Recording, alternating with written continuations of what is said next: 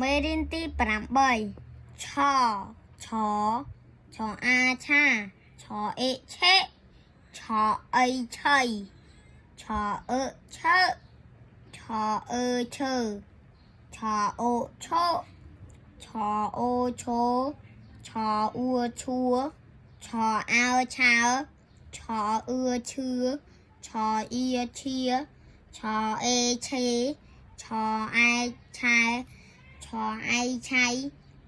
ឆអោឆៅឆអៅឆៅឆអ៊ំឈុំឆអ៊ំឆំឆអាំឆាំឆអាឆាឆអូឆឆអេឆេឆអឆឆអាឆាឆាឆអីឆៃឆៃឆអៅឆៅឆៅឆអេឆេឆេឆអាឆាឆអៅឆៅឆាឆៅខអៅខោចអៅចៅខោចៅកអែកែឆអេឆេ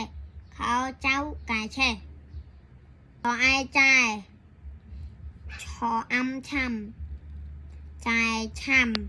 ចអេឆេឆអាឆាចេឆាចែឆាំចេឆាឆអេឆេឆអាឆា